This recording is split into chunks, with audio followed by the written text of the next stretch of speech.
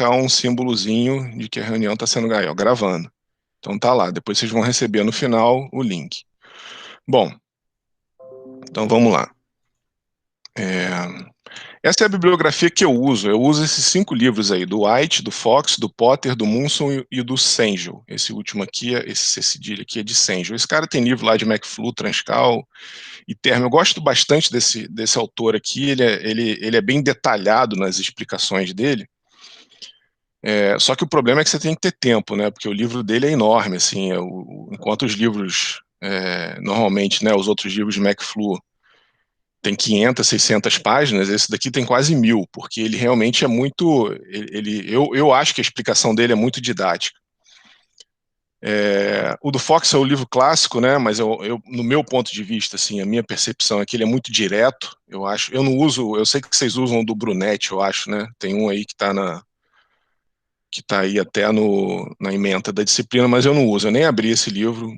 Enfim, é preferência pessoal minha. Então eu uso esses 5 livros, na verdade, não é nem preferência, porque eu nunca usei, foi o primeiro lugar, a primeira vez que eu vi esse livro como referência, como eu nunca tinha usado, então eu não tive, eu já usava esses 5, eu não tive tempo de dar uma olhada no outro e mantive esses que eu já usava mesmo. Bom, e aí, a questão é que, em geral, os slides, né, para vocês estudarem, eu pego todos esses livros e condenso, assim, eu vejo. Foi assim que eu preparei a disciplina até o final, né? Eu peguei o que eu achei que fosse melhor explicado de cada livro e coloquei ali nos slides. Então, a minha recomendação é dar uma olhada nos slides, se não entendeu, me procura. Se quiser dar uma olhadinha em alguns desses livros, é, aí vocês podem olhar, fiquem à vontade, né? Mas os slides eu tentei condensar um pouco a explicação de cada um desses autores, o que estava melhor em cada um deles, tá? Beleza? Então, normalmente para a prova, né, para vocês estudarem, os slides e a lista de exercícios que eu passo e os próprios exemplos que tem, né, eu tento dar muito exemplo durante a aula, seriam suficientes para vocês fazerem as provas, a menos que vocês queiram dar uma olhada mais a fundo em alguma matéria, né, em alguma parte da matéria, em alguns desses livros. Então tá aí, né, o livro do Fox, do Sengel, do White e do Munson, né? E esse aí é do Potter. Eu sei que eles não têm na biblioteca todos eles, então por isso que eu tentei colocar, eu gosto desses livros, né? Eu tentei não, assim, fazer a disciplina usando esses livros, porque eu sempre fico com pena de não colocar alguma coisa que um autor falou que seja interessante.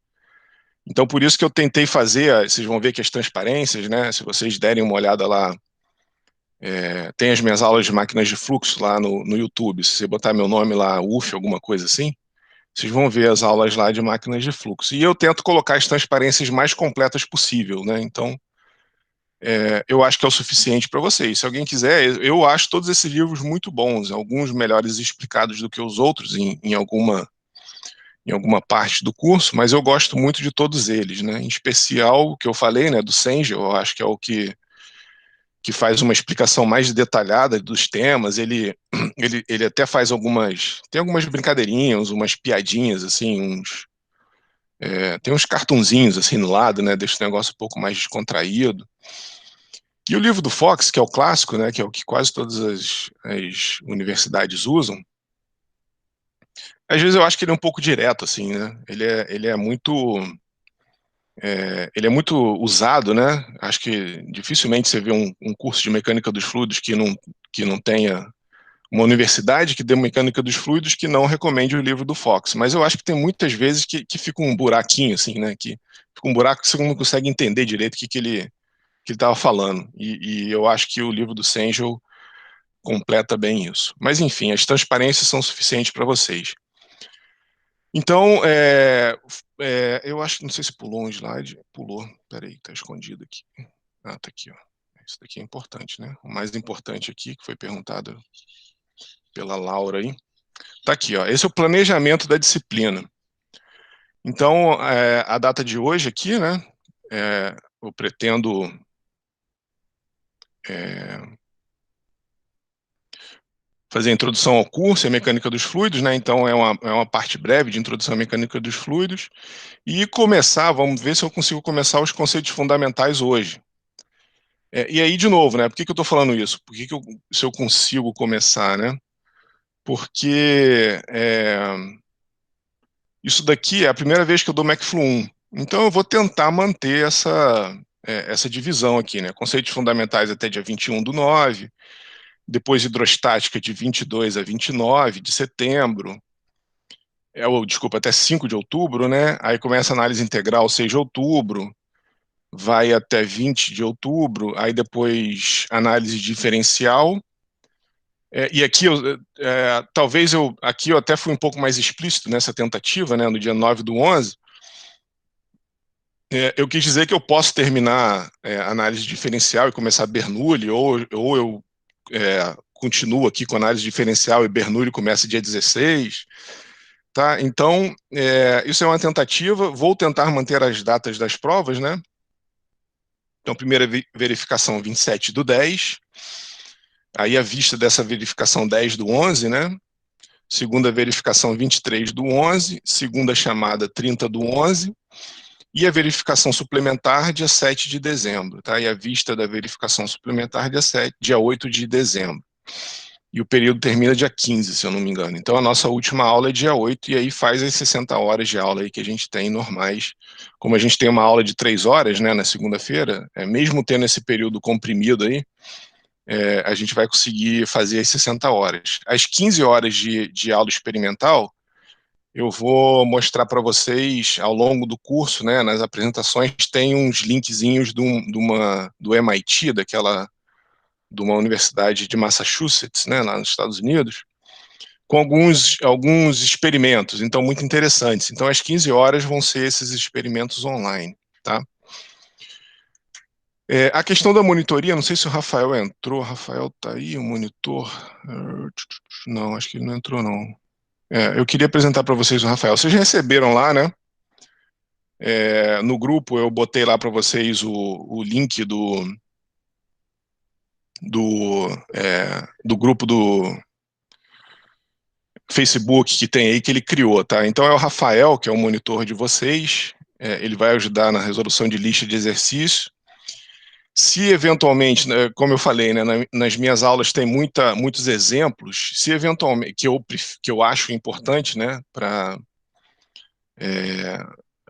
fixar a matéria, né?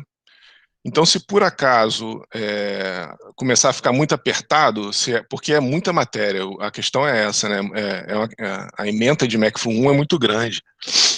E aí, se começar a ficar muito apertado os exemplos, né? Porque, por exemplo, essa parte aqui de análise integral, normalmente é uma parte pequena de conceito, e aí vem um exemplo que, para mim, ilustra muito mais do que essa parte pequena de conceito.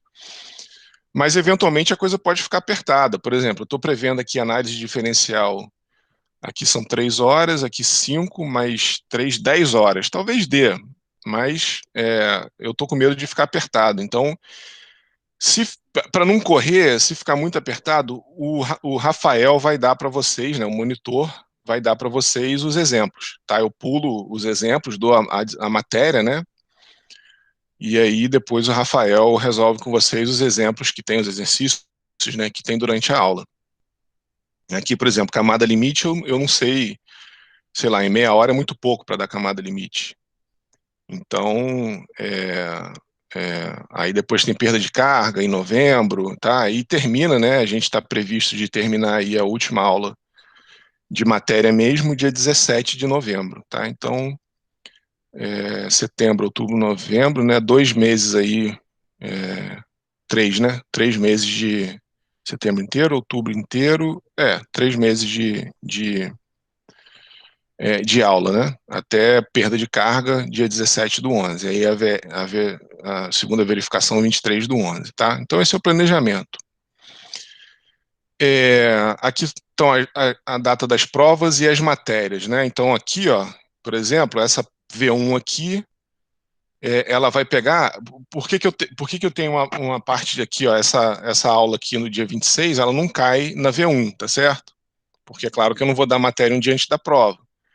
Então, por exemplo, a V1, dia 27 7/10, a matéria acaba dia 20. Então, vocês têm, depois que a matéria acaba, vocês têm uma semana ainda para fazer a prova, que vai ser dia 27, tá? Então, a matéria da V1 é análise integral, hidrostática e conceitos fundamentais aqui, ó. Então, conceitos fundamentais, hidrostática e análise integral, dia 27/10.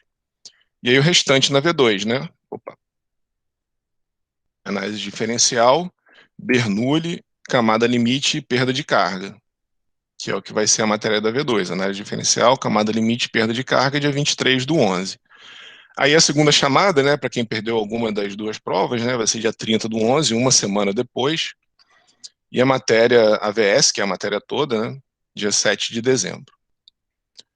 Bom, isso daqui, algumas regrinhas, né, muito do que está aqui é para um período normal, a questão do regulamento, o próprio regulamento, teve muita coisa que teve que ser readaptada para esse período, mas fica aí, eu vou mandar para vocês, fica como, né, referência aí, deixei algumas coisas. Essa questão da segunda chamada aqui que mantém, né? Quem pode fazer segunda chamada? Bom, o que pode ser aceito, né? Atestado médico, e aí a questão de doença infecto-contagiosa, gestante, profissional, parará, não sei o quê, e a questão da, claro, né? A Covid, né? Que é a doença que você vai ter que ter, a questão aí do atestado, enfim. Quem não estiver se sentindo bem, precisa de um atestado médico, tá? Certo. Bom, aqui também, né? Alguns regulamentos fica aí para vocês como referência, tá? Alguma pergunta aí dessa? Eu tenho, professor. Diga.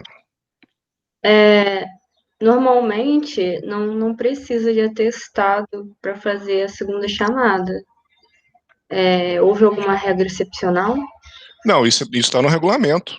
Se você olhar lá nessa resolução aqui, ó, tá aqui, ó, link para o regulamento dos cursos da UF. Lá está dizendo que precisa de algumas coisas aqui.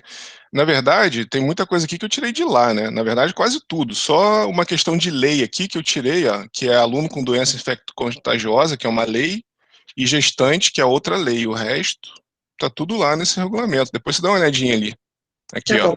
Tá? Eu vou mandar para vocês essa apresentação aqui. Vai ficar lá. Eu vou mandar, né, para vocês no Google Classroom. Mas você dá uma olhadinha ali. Tá tudo lá explicado direitinho. Tá? Obrigada.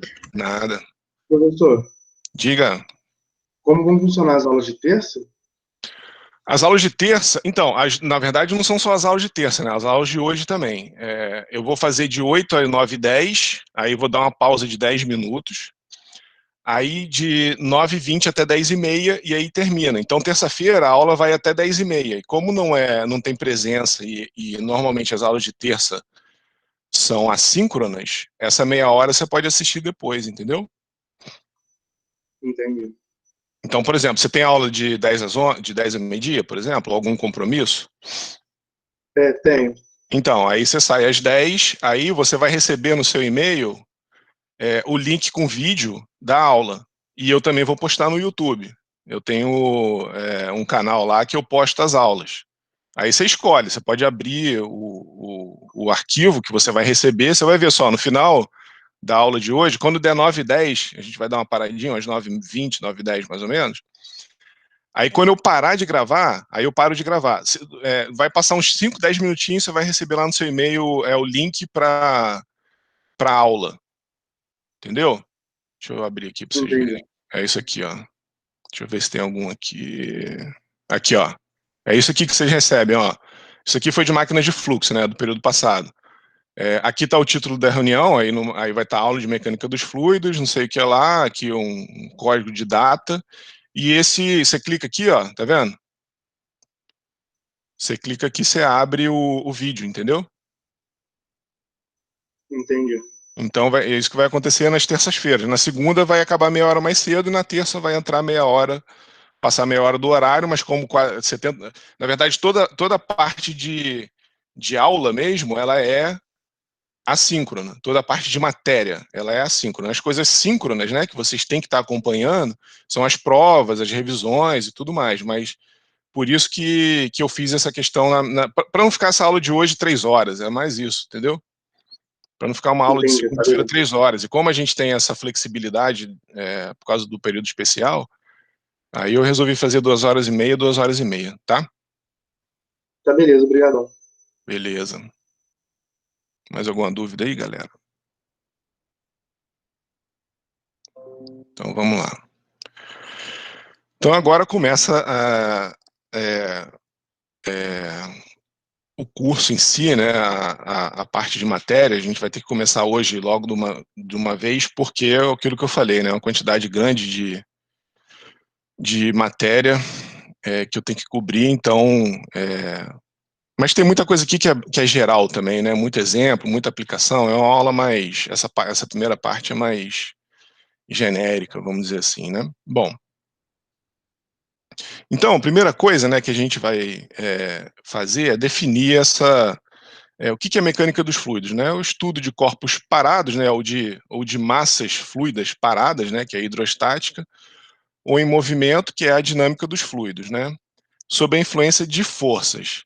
Então, isso daqui, se vocês fizerem, dá para fazer um paralelo, né, com a parte de mecânica, né, de estática e dinâmica que vocês têm, né, que normalmente é oferecido na parte de mecânica dos sólidos, né. Aqui a gente estuda os fluidos, a gente pode até botar aqui, porque isso daqui eu devo ter tirado de uma coisa geral, né, os fluidos parados, né, hidrostática, ou fluidos em movimento, que é a dinâmica dos fluidos, sob influência de forças, né, ou quais forças os fluidos parados exercem nas vizinhanças ou nos outros fluidos adjacentes, e como as forças fazem os fluidos parar, né? Então essa relação de estática, né, do fato do fluido estar parado com as forças que ele desenvolve ou que são desenvolvidas nele. Ou nos fluidos em movimento, né? Quais as forças que os fluidos em movimento exercem em outros fluidos ou nas suas fronteiras, e quais as forças que as fronteiras exercem nos fluidos e, consequentemente, né, o efeito disso no escoamento.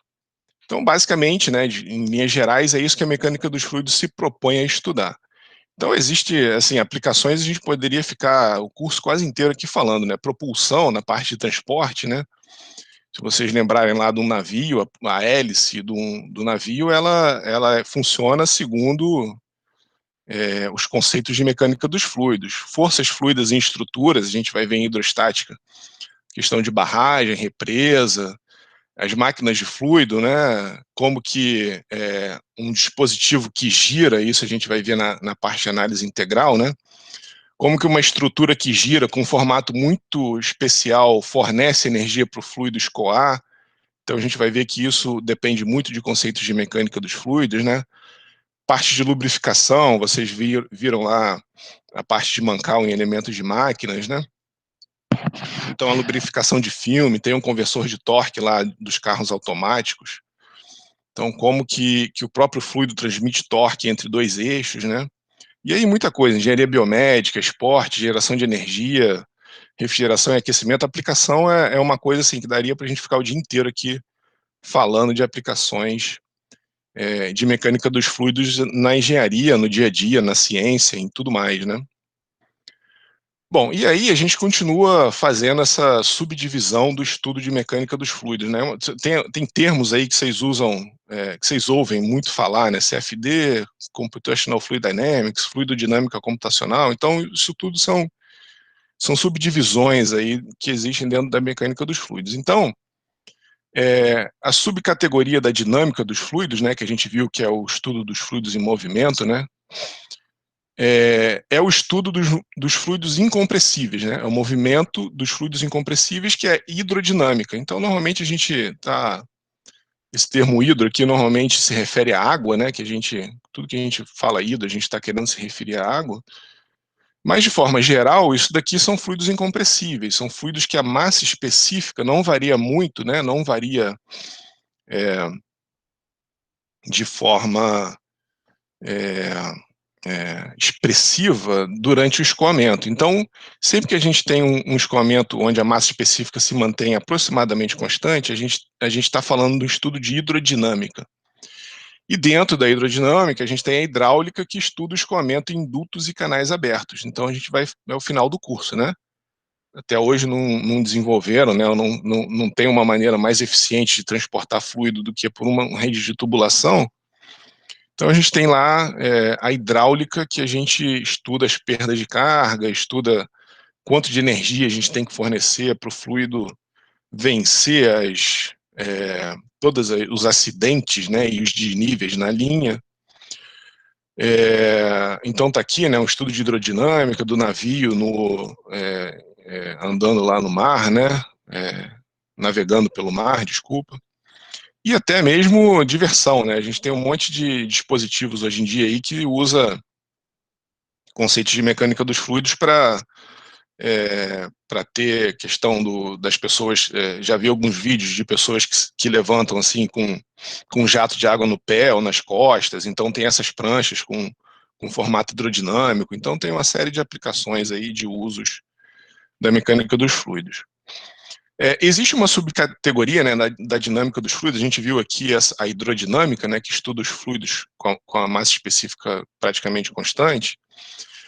Mas quando a gente está falando de dinâmica dos fluidos, que estuda movimentos de fluidos que variam consideravelmente, e aí está aqui, esse consideravelmente está marcado aqui, porque todo fluido varia a massa específica dele de alguma quantidade.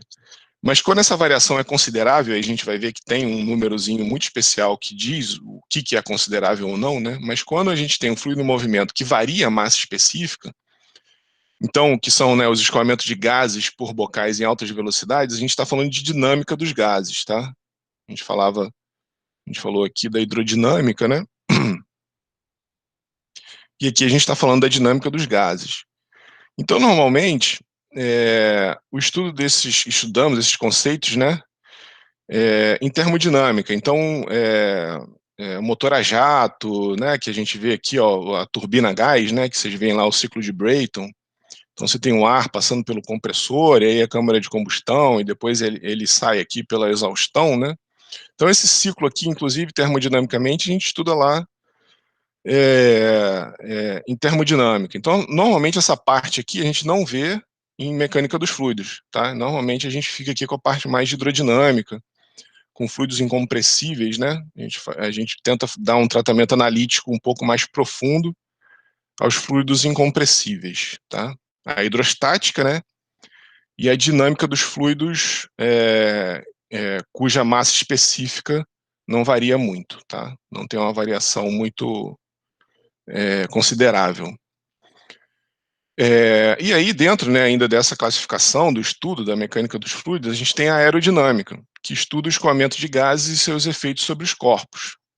Então, a gente tem lá um carro de Fórmula 1, a gente quer saber. Normalmente os projetistas fazem as asas aqui, né, dos spoilers, para dar mais sustentação do carro, e também lá atrás no aerofólio, né, para dar uma sustentação maior para o carro, né, ter uma força que eles chamam de downforce, né, uma força para colar o carro ali, ter aderência do pneu com o solo, e ao mesmo tempo tendo pouco atrito, né, fazer a carenagem aqui, de forma que o atrito com ar, que é o mesmo interesse dos aviões, né, que o atrito com ar seja o mínimo possível. Então, esse é o estudo de interesse, por exemplo, na Fórmula 1, né? Aqui a gente tem um escoamento em torno de uma esfera e uns fenômenos que a gente vai ver mais para o fim do curso, que é o de descolamento da camada limite, né? Então, a gente vê aqui que tem uma região do escoamento que você vê um fenômeno acontecendo aqui, turbulência, né? Turbulência são escoamentos altamente aleatórios e randômicos, né? E perturbados aqui. Então, você tem velocidades em todas as direções e um escoamento altamente aleatório. E então a mecânica dos fluidos trata, né, do estudo, né, a aerodinâmica trata do estudo do efeito desses fenômenos sobre corpos. Então, por exemplo, um carro aqui embaixo, né, se a gente for observar esse fenômeno aqui, por exemplo, num carro, a gente vê o seguinte: antigamente os carros tinham as linhas mais retas.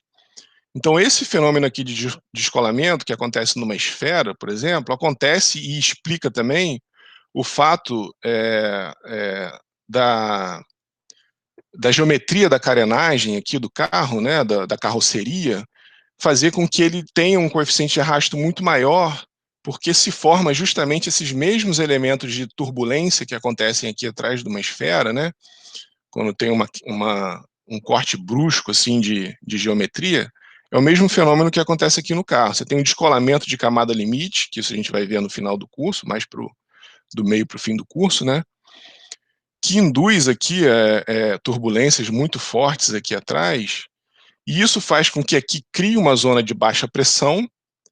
Aqui na frente é um ponto de estagnação, né, onde a velocidade é igual a zero, então aqui a pressão é a máxima ao longo do escoamento. Então aqui a gente tem uma pressão grande, aqui atrás uma pressão baixa, então isso cria uma diferença de pressão muito grande, fazendo com que o carro tenha uma resistência ao deslocamento muito maior do que se a gente pegar e tratar melhor a carroceria do carro. Então, fazendo essas linhas mais suaves aqui, reduz bastante o aparecimento dessas turbulências aqui, que causam zonas, né, regiões de baixa pressão, e fazem com que o carro tenha um coeficiente de arrasto menor ao escoamento. Tá? Então, são coisas que a gente vai ver ao longo do estudo de mecânica dos fluidos. E também, o pessoal de meteorologia, normalmente em cursos de pós-graduação de mecânica dos fluidos, é feito com o pessoal de engenharia e de meteorologia, porque o pessoal também tem interesse, oceanografia também, né, tem interesse no escoamento das massas de ar pela atmosfera, das correntes macroscópicas que acontecem nos oceanos, né. Então, normalmente essas coisas acontecem espontaneamente por diferença de temperatura. Então, a gente tem uma região tropical aqui, por exemplo, né, com a temperatura maior no oceano, e aí a gente tem uma região de temperatura menor perto dos polos, né? Então, essa diferença de temperatura que causa essas correntes, vamos dizer assim, essas macro correntes pelo oceano, e também as correntes que acontecem, né, na própria atmosfera, né, as correntes de ar que acontecem na atmosfera, também se dão devido à diferença de temperatura e outros fenômenos, é claro, né, que ocorrem aí, muito mais profundos e complexos do que o que a gente se propõe a estudar aqui em mecânica dos fluidos. Mas uma parte desse estudo do pessoal da meteorologia e da oceanografia envolve os fenômenos que a gente vê aqui do deslocamento de fluidos, tá? Bom, e aí, ó, algumas motivações, né, do estudo de mecânica dos fluidos. Então a gente consegue, por exemplo, o estudo da mecânica dos fluidos, né, nos ajuda a otimizar projetos de veículos. Então, é possível fazer um protótipo e analisar antes de fabricar o fluido quais forças que agem quando ele se move e como essas forças, porque na verdade, né, se ele for muito, se o coeficiente de arrasto for muito grande, uma parte da potência do motor é perdida só para vencer o arrasto. Na verdade, isso sempre acontece, né? É impossível fazer um carro, né, ou qualquer outro veículo que se locomova na água, no ar ou na terra, que não tenha um arrasto associado ao deslocamento, e graças a Deus que existe o atrito, né? O atrito provoca o arrasto, mas é o atrito que faz o carro andar também, né? O navio se mover e tudo mais. Então, se não fosse o atrito, o carro nunca ia sair do lugar. Mas, por outro lado, o atrito do ar, das moléculas de ar ali com a carroceria, fazem com que você desenvolva um arrasto indesejado, e uma quantidade de potência do motor vai só para vencer esse arrasto. Tá? Então, o estudo da mecânica dos fluidos é justamente isso, né? Como otimizar a forma do carro, né? É preciso fabricar um carro só para esse tipo de teste, né? Então, aqui a gente está vendo um túnel de vento. Então, um túnel de vento é um lugar que tem um ventilador que sopra, né? Você tem um ventilador enorme aqui, para cá, né? Nessa direção aqui, né? Então, aqui, na verdade, o carro fica parado e o vento que se move, né? E o efeito global, em termos de arrasto, é o mesmo. Então, essa pessoa aqui, esse pesquisador, está lançando uma fumaça aqui. A gente vai começar a analisar o que é isso na aula de hoje e de amanhã, mas ele está querendo analisar como que o ar se comporta em torno do veículo, para analisar justamente essas questões que eu estava mostrando aqui atrás. Ó. Essas questões de descolamento de camada limite, o que acontece com a turbulência ali na parte de trás, na parte de frente do carro. Então, o que a gente vê é que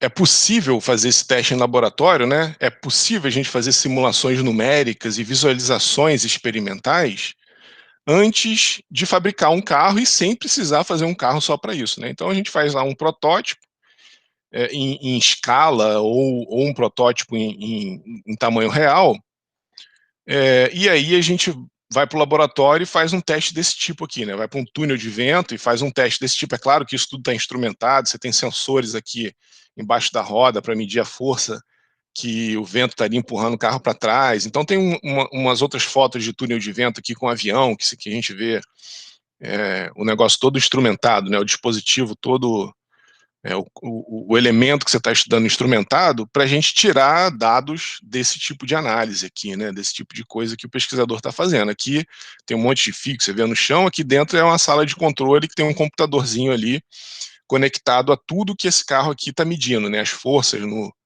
que são desenvolvidas aqui na roda e tudo mais, tá? E aí a visualização do escoamento aqui para ver fenômenos de turbulência e como que o ar se comporta. A gente não vê o ar, né?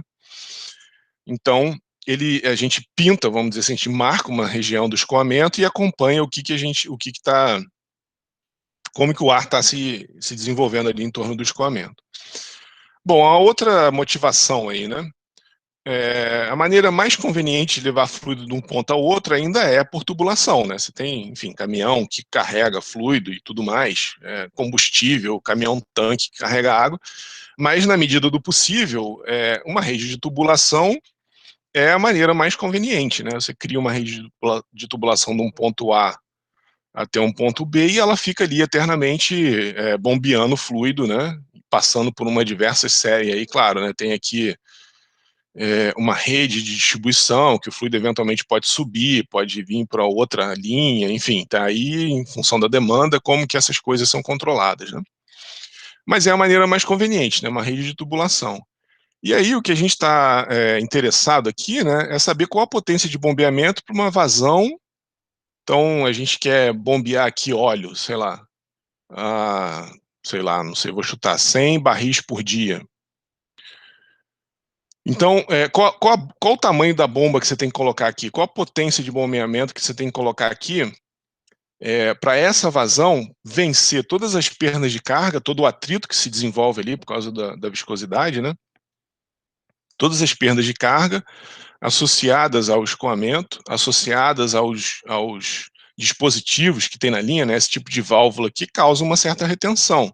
Mesmo que ela esteja aberta, a válvula causa uma perda ali por atrito ao passar por ela. A gente vai ver na parte de perda de carga que mesmo a válvula aberta, ela tem uma protuberância, ou se ela for uma válvula borboleta, né, daquela que quando fecha, ela é um disco, né, que tampa totalmente o fluido, né, o tubo, mas aí quando você gira, ela fica paralelo, né, então a gente tem um tubo aqui, ela fica paralelo ao escoamento. Então você tem uma perda de carga associada à passagem por esse tipo de válvula. Então tem um monte de tipo de válvula que causa perda de carga. E a gente tem que saber, né, o nosso interesse é analisar qual a potência de bombeamento para a vazão que a gente está querendo bombear e para as perdas de cargas inerentes ao escoamento, né? Ou então, esse é um paradigma. O outro é qual a vazão que a gente tem para uma certa bomba que desenvolve um certo ΔP e para as perdas, né? As perdas de energia que a gente vai chamar de H, a gente vai ver por quê ao longo do curso. Então, qual a vazão? Aqui a gente quer saber a vazão e aqui a gente quer saber qual a potência para uma vazão. A gente é dada a vazão e são dadas as perdas. Então a perda aqui a gente representa pela letra H e a vazão pela letra Q. Então qual o ΔP que a gente tem que ter numa bomba para vencer as vazões e as perdas, ou a gente vai querer saber qual a vazão para um certo ΔP e para uma certa perda. São dois paradigmas aí no escoamento interno em tubos que a gente vai ver isso com bastante detalhe, é a última parte da disciplina. E aí tem uma área muito específica da mecânica dos fluidos, e até mesmo da engenharia, né, que é a bioengenharia, que está ficando cada vez na moda, que é o estudo da engenharia dos órgãos do nosso corpo, né? Então, por exemplo, o coração é uma bomba. Então, como que analisa o impacto do entupimento, ou como que a gente conseguiria construir um coração artificial? Eu, por exemplo, não saberia explicar aqui como que a contração do coração abre e fecha todas as válvulas e tudo mais, e como que isso é sincronizado, mas isso é uma questão muito interessante, é uma linha de pesquisa muito forte, né, na engenharia hoje em dia, mas os pesquisadores estão cada vez mais interessados, né, uma coisa muito interessante nos dias atuais é a multidisciplinaridade, né, juntar uma equipe de médicos com engenheiros para desenvolver um coração artificial, desenvolver dispositivos para trabalhar uma vez que a pessoa sofreu um infarto, enfim, uma série de aplicações interessantes aí da mecânica dos fluidos no corpo. Então, troca gasosa, né? A capilaridade do pulmão é muito interessante, né? Opa, pulei aqui. Porque a gente tem um tubo bem grosso que ele vai se capilarizando, não só no pulmão, como no resto do corpo, né? Quanto menorzinho o diâmetro do tubo, e qualquer coisa, daí que vem o estudo da nanotecnologia, né? Quanto menor a relação entre área e volume, desculpa, quanto menor o corpo, maior a razão área-volume. Então, se você pega uma esfera menorzinha, a área relativamente àquele volume é maior do que uma esfera grande. E o mesmo vale para a rede de tubulação. Então, um tubo aqui pequenininho, uma rede de tubos pequenos vai ter uma área superficial comparado ao volume, né, uma razão de área-volume muito maior do que um tubo grande. Isso é fácil, é só pegar qualquer corpo, né, se você dividir a área pelo volume, você vai ver que essa razão aqui, ela aumenta com a diminuição das dimensões características da geometria do corpo, tá? Então, daí que vem o interesse por estudar nanotecnologia, daí que vem o interesse de estudar, por isso que existe essa capilaridade no corpo humano, né? Certo? Então, esse estudo é muito interessante, né? A lubrificação de juntas, isso daqui é um joelho, né? Então, a gente tem o fluido sinovial aqui que lubrifica todas as nossas juntas, a coluna, então todas as vértebras, né? Então, tá tudo lubrificado por um fluido ali entre dois elementos rígidos que são os ossos, né? Tá? Então, tem essa área aí de pesquisa muito interessante. E a outra questão, né, uma outra motivação aí do estudo de mecânica dos fluidos é essa, assim, a sustentação do avião, né, como que a asa do avião o sustenta, né, isso é puramente, ou é totalmente entendido, ou explicado, ou analisado com conceitos de mecânica dos fluidos. Então, a linha de pesquisa aqui, né, o interesse do pesquisador seria aumentar a sustentação da asa do avião, fazer uma força, porque finalmente é o que a gente quer que o avião faça, né? Tem uma força para cima, né? Você quer que o avião fique na horizontal ali, né? Na verdade, a força para cima para compensar a força-peso para baixo, né? Então você quer que ele fique, na verdade, estático, né? Voe numa determinada altura controlada. Então, para isso que a gente tem que ter uma força para cima, para compensar o mg para baixo, né? A força-peso, que é o M aqui é o peso das pessoas, do avião, do combustível, de todos os dispositivos. Então a gente tem essa força para cima aqui, né, em cada uma das asas, para compensar o peso do avião e das pessoas que estão ali dentro, tá? E aí, de novo, isso daqui é um túnel de vento, ó. Você tem um ventilador enorme aqui, que ele está girando, né? E isso gera uma força aqui no avião, e aí, é claro, você não precisa fabricar um avião para determinar, otimizar o projeto da asa aqui, eventualmente você consegue variar o ângulo aqui, ó, de ataque da asa, né, variar o ângulo que o avião está voando, porque na hora que ele ganha altitude ele está no certo ângulo, na velocidade de cruzeiro ele está em outro ângulo, na hora que ele desce ele está em outro ângulo. Então, isso tudo aqui é simulado, na verdade, né? Ou é medido em laboratório num túnel de vento. Isso daqui é um túnel de vento. Túnel de vento, tá? E aqui também, a mesma coisa, aqui do lado também. Um outro túnel de vento, que eles fazem um modelo em escala lá dentro, né? Para retirar dados e saber a influência da geometria da turbina no arrasto, como que a geometria da asa faz aumentar ou diminuir a força de sustentação, tá? E isso variando e medindo, né? Claro, né? Tudo isso daqui é medido, tá tudo ligado numa sala de controle aqui, né? Eventualmente tem um computadorzinho aqui, onde o pesquisador está analisando ali os dados, né? Aqui está tudo ligado ali a um computador, e aí os dados são medidos e analisados. A mecânica dos fluidos também permite o estudo desse tipo de... Isso daqui é uma simulação em CFD, né? Fluido dinâmica computacional, e a gente vai começar a entender em mecânica dos fluidos como que é possível traçar e o que representam essas linhas aqui, né? A mesma coisa que a gente viu aqui no carro de Fórmula 1, ó, isso é muito usado hoje em dia, né? Isso daqui é uma simulação por CFD também. A gente vê o escoamento passando, como que o escoamento se comporta ao redor do pneu, quando ele passa aqui pelos spoilers, pelos aerofólios, pela própria estrutura do carro, pelo capacete do piloto. Então, a gente consegue fazer uma simulação computacional do escoamento em torno do carro. É claro que o experimento, ele é muito mais... Né, quando a gente vem para o laboratório e faz o experimento, isso daqui tem um significado físico bem maior do que simulação, mas simulação é mais barato, né? Observa que para fazer essa medida, né, você tem que criar um túnel de vento, criar um laboratório, fazer um modelinho em escala, instrumentar tudo isso aqui é caríssimo. Então, ao passo que aqui na simulação, tudo que a gente precisa de um bom computador, tá? Claro, um pacote, comprar um pacote, um software que permita fazer isso e analisar o escoamento em torno dos corpos aqui, né? Dos elementos e eventualmente estudar esse fenômeno, né? E aí aqui a gente tem, por exemplo, uma escala, pode ser aqui de pressão, não dá para ver porque está muito pequenininho, mas eventualmente as cores aqui das linhas pode ser pressão. Aqui nesse ponto é um ponto de pressão alta, que está vermelho, à medida que ele vai passando aqui pela asa, a pressão vai diminuindo, se isso aqui for pressão, né? Certo? E aí como que o escoamento, né? Isso é uma simulação, isso daqui significa Computational Fluid Dynamics. Ops. Deixa eu apagar aqui. Dynamics. Cadê o mouse? Sumiu? Ah, voltou. Tá, fluidodinâmica computacional.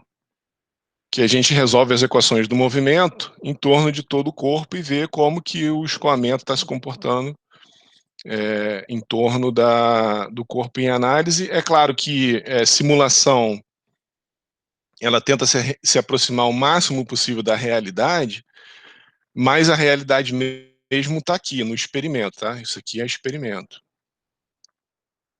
E, na verdade, isso daqui só termina uma vez... Isso daqui a gente... Vamos dizer assim, né? Isso seria o passo 1, se isso daqui pudesse ser colocado em uma ordem cronológica, né? No passo 1, você cria uma simulação em computador. O passo 2, você vai para o laboratório, seria um desses dois aqui, né? E coleta dado experimental. O passo 3, claro, de uma maneira global, né? O passo 3 seria a gente construir o dispositivo, então você constrói o avião real, bota ele para voar mesmo e começa a monitorar, constrói um, né? E monitora para saber se o que você simulou no passo 1, se o que você mediu no passo 2 em escala, ele realmente ele está coerente com o que acontece na realidade, tá certo? Então, seria mais ou menos essa questão. A simulação ela é boa, ela é assim, barata entre aspas, né? Muito mais barato do que fazer medida, mas ela tem sérias limitações porque o papel aceita tudo, né? O computador, hoje em dia, essa frase atualizada para o ano de 2020 o computador aceita tudo. Você não precisa ter... você pode colocar aqui as coisas mais absurdas e mandar rodar, ele vai cuspir um resultado, ele vai te dar um resultado. Agora o negócio é analisar esses dados e saber se a coerência disso no mundo real, que aí você consegue com o experimento e finalmente você só valida lá no final quando você constrói mesmo o seu dispositivo e bota ele para operacionalizar. Então, uma outra aplicação aqui, né? Modelos em escala. Isso daqui é uma coisa muito usada, isso daqui é um flow loop que o pessoal chama. Flow loop. Por quê? Isso daqui é em laboratório, uma rede de tubulação que você coloca em laboratório para analisar uma questão que acontece muito na indústria do petróleo, que é escoamento multifásico. Então, normalmente o poço do petróleo, um poço de petróleo, né, ele não tem só líquido. Normalmente você tem...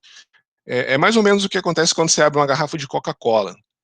Na hora que ela está fechada, você tem uma grande pressão ali dentro do líquido, né, que está comprimindo ali o líquido, e aí você tem gás de solução ali, você não vê o gás que está ali, você tem gás dissolvido ali no líquido. Na hora que você abre a garrafa e a pressão diminui, esse gás sai do líquido e ele é liberado.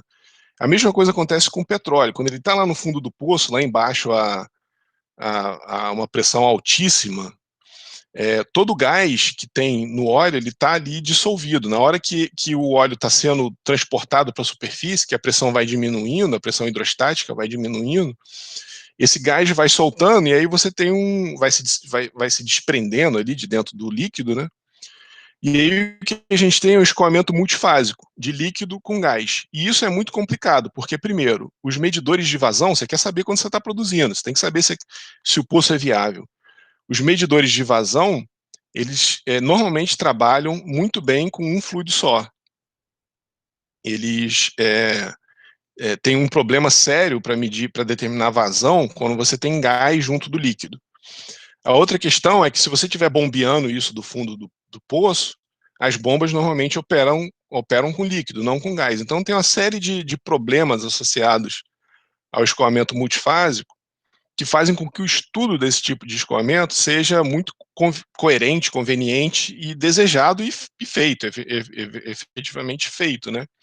Então a gente tem aqui um laboratório com flow loop, a gente tem um fluido aqui escoando, ele passa por uma série de acidentes que eventualmente podem acontecer na realidade. Isso daqui, claro que é em escala, né? Você não vai fazer uma rede de tubulação de quilômetros e quilômetros dentro de um laboratório de pesquisa que não faz o menor sentido. Então ele vem aqui, eventualmente ele dá uma volta aqui por trás, volta, vai para lá, e aí pode ter um tanque aqui ou uma bomba que recircula ele para voltar, alguma coisa desse tipo. Tá, então, o que se deseja aqui, por exemplo, então aqui, né, o que a gente tem são diversos padrões de escoamento. Então, a gente tem aqui a fase gás, que ele está mostrando aqui, as bolinhas, né, e a fase líquido, que é a fase que está aqui representada aqui na setinha também, tá? Então, a gente tem diversas maneiras como o gás e o líquido se comportam à medida que eles são bombeados. Então, aqui está na vertical, aqui está na horizontal. Então, o estudo de como que o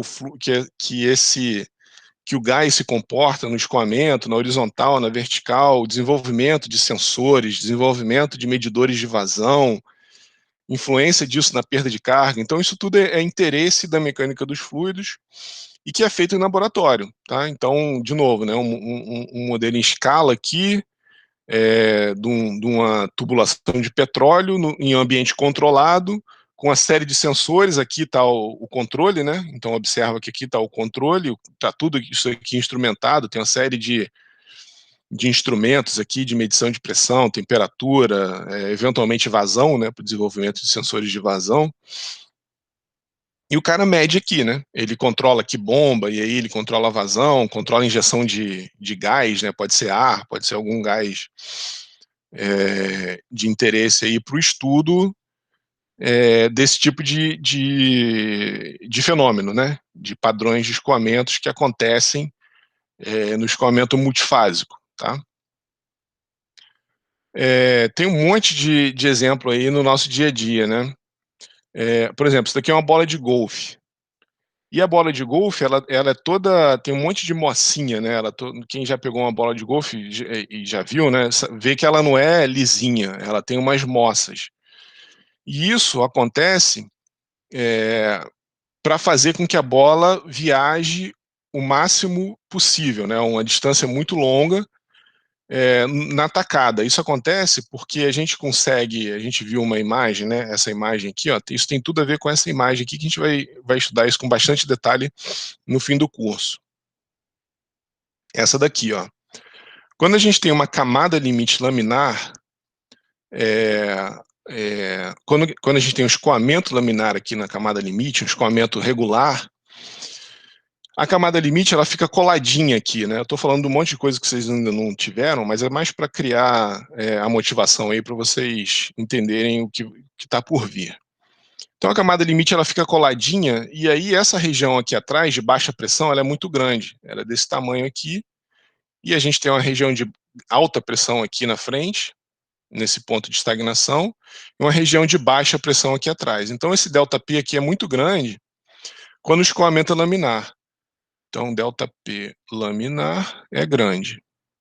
Quando a gente induz a turbulência, ou seja, induz que esse comportamento caótico e aleatório comece desde o princípio aqui, ou antes aqui ao longo da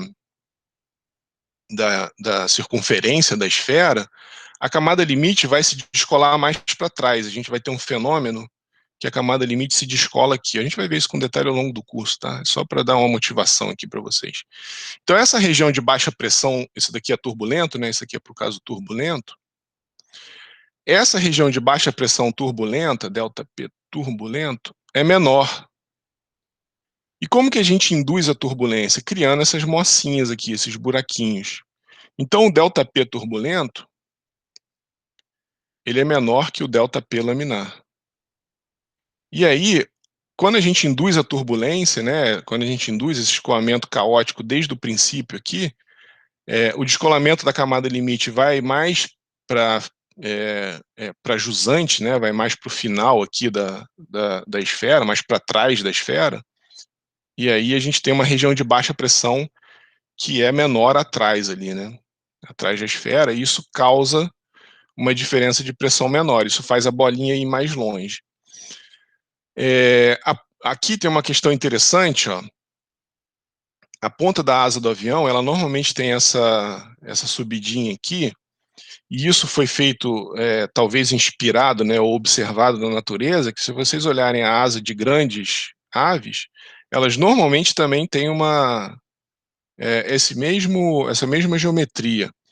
E isso acontece por causa de uma questão interessante, que o escoamento, ele acontece, né, em volta da asa aqui, isso é o que a gente espera. Mas por técnicas de visualização de escoamento, uma que a gente viu foi aquele cara ali jogando a fumaça na frente, né? Então essa daqui, por exemplo, eventualmente joga-se fumaça aqui para ver o escoamento, mas essa daqui, ó, que a gente viu essa pessoa aqui jogando fumaça aqui em torno do carro, então essa técnica permitiu observar um comportamento muito interessante no escoamento em torno da asa do avião, que o que acontece aqui são os vórtices secundários indesejados, né, que eles fazem assim, ó, ele vem numa direção totalmente diferente, de baixo para cima aqui mesmo, tá? Então o escoamento tá de frente para trás aqui, né, ele tá indo lá para trás, claro, né, porque o avião tá indo para frente, o escoamento tá ficando para trás. Mas isso, e a gente consegue ver, tem uma série de fotos, eu nem sei se eu botei nessa transparência aqui, mas tem uma série de fotos que você vê o avião passando por uma nuvem de fumaça, e aí você vê na pontinha da asa ali um vórticezinho totalmente indesejado e contrário ao que a gente espera, né? Ele faz justamente esse movimento aqui para baixo, né? Então ele sai da parte de baixo da asa e vai para a parte de cima e faz uma força para baixo, tá?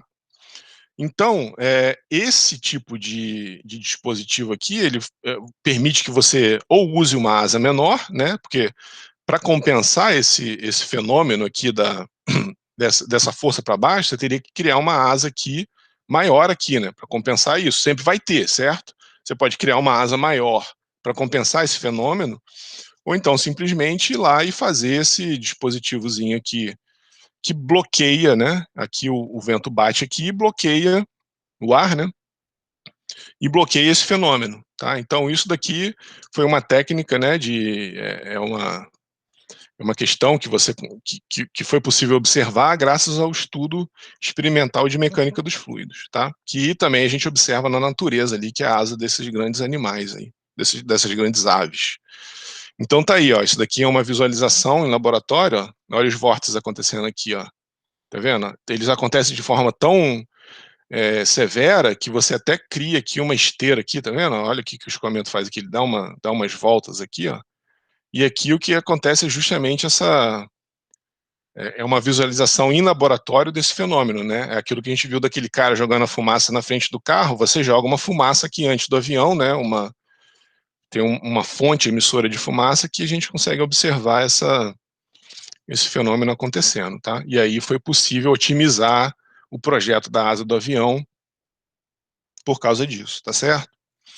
E aí tem uma coisa aqui já bem, vamos dizer assim, bem específica de mecânica dos fluidos, é uma linha de pesquisa interessante, eu nunca me aprofundei muito nisso, mas eu acho muito legal, que é o que o pessoal chama de lab on a chip. Então você pega, isso daí envolve não só mecânica dos fluidos, mas a parte de microfluídica, que é o estudo de fluidos em microcanais, a parte de nanotecnologia, que aí todas as equações que a gente vê aqui em mecânica dos fluidos clássica, ou a maior parte delas, não se aplica num dispositivo tão pequenininho. A gente vê que as dimensões vão ficando tão pequenas que a questão de análise de perda de carga, a questão da rugosidade do material começa a ficar da ordem de grandeza, né? A rugosidade são as imperfeições, né? Então, por mais que você usine uma superfície, ela sempre vai ter as imperfeições ali associadas a ela. Então a gente está vendo aqui uma superfície usinada, uns canaizinhos por onde o fluido passa,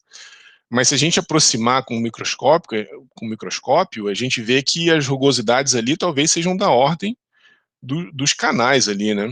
O que não acontece com a tubulação industrial de diâmetro de polegada. Então aqui é o seguinte, o que ele está mostrando aqui seria um dispositivozinho microfluídico para você fazer algum tipo de exame de sangue, por exemplo, que você substitui, por que é lab on a chip, né? Que você substitui tudo que acontece dentro de um laboratório de análise por um chipzinho. Você coloca lá o sangue e aí você tem uma série de dispositivos eletromecânicos, sensores, uma série de... você coloca os reagentes aqui, eles se misturam, então tem toda a parte do próprio movimento capilar do fluido aqui, né? E aí uma rede de tubulação bem complexa aqui para incentivar a turbulência, né, a mistura do reagente aqui com dos reagentes aqui, né, tá? Então, tudo é uma questão, essa questão, né? Então você pode ter dispositivos ali, ó, mecânicos, elétricos ali, né, ou eletrônicos, né, fazendo uma análise, sei lá, você quer saber a propriedade de um fluido, você quer saber, você tem um processo industrial, você quer saber se o seu fluido está sendo fabricado, se a tinta, se o óleo que você está produzindo está sendo fabricado de acordo com a especificação. Eventualmente você pode fazer isso num dispositivozinho desse, onde você coloca os reagentes aqui, o fluido que você quer ali, eles se misturam e eles vão para uma rede de análise. Então tem uma série, isso é uma coisa muito interessante, né? Isso daqui até por coincidência, né? Parece que é um coronavírus aqui, ó, um vírus, né, que tem as suas garrinhas ali, né? Mas acho que o coronavírus tem as coroas ali, né? Enfim, então tem essa série de aplicação médica também, né, que é feito, né? Então isso é o que se chama de Lab on a Chip Device. Então é uma parte muito específica aí da mecânica dos fluidos, é uma linha de pesquisa interessante que estuda esse tipo de coisa, tá? Aí a questão de segurança, né, isso daqui é uma represa, a gente vai ver isso em hidrostática. Observa aqui, o que eu quis mostrar aqui, a ordem de grandeza da represa para as pessoas, né? Aqui tá as pessoas pequenininhas aqui, e a ordem de grandeza aqui de vários metros e a ordem de grandeza das pessoas aqui. Então, se essa barragem aqui se romper, não tem a menor chance das pessoas que estejam ali se salvar, né? Então, a questão de segurança é muito importante, a gente estuda isso em mecânica dos fluidos.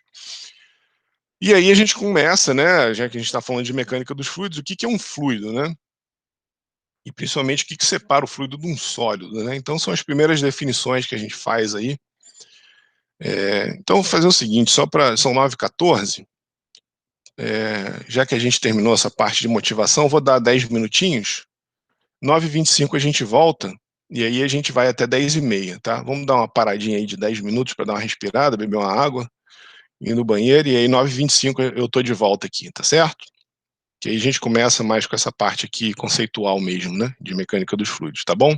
Então, 9h15 eu tô de volta aí. Fechar meu microfone.